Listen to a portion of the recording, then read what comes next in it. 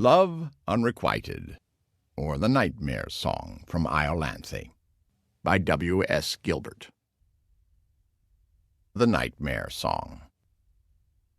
When you're lying awake, with a dismal headache, and repose is taboo'd by anxiety, I conceive you may use any language you choose to indulge in without impropriety.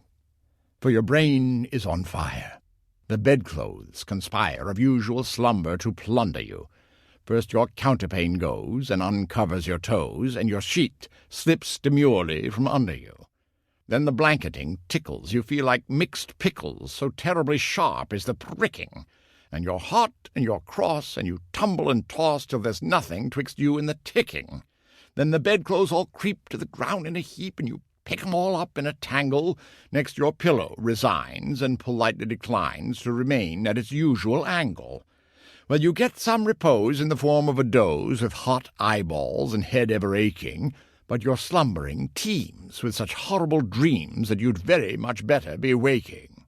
For you dream you are crossing the Channel and tossing about in a steamer from Harwich, which is something between a large bathing machine and a very small second-class carriage, and you're giving a treat, penny ice and cold meat, to a party of friends and relations. They're a ravenous horde, and they all came on board at Sloane Square and South Kensington stations.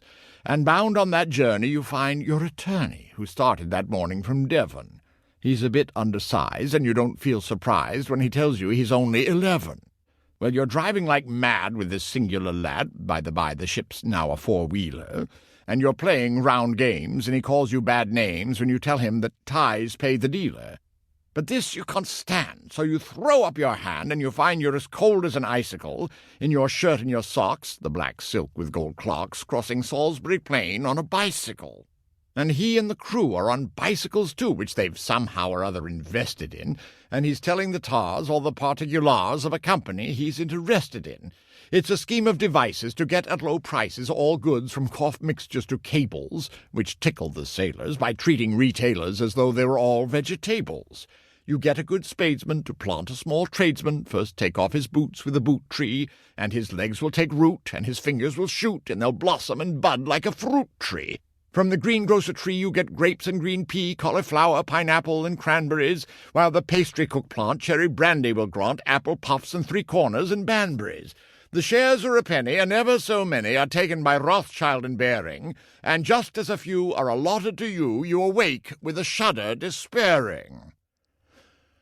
You're a regular wreck, with a crick in your neck, and no wonder you snore, for your head's on the floor, and you've needles and pins from your soles to your shins, and your flesh is a creep, for your left leg's asleep, and you've cramp in your toes, and a fly on your nose, and some fluff in your lung, and a feverish tongue, and a thirst that's intense, and a general sense that you haven't been sleeping in clover. But the darkness has passed, and it's daylight at last, and the night has been long. Ditto, ditto, my song. And thank goodness they're both of 'em over.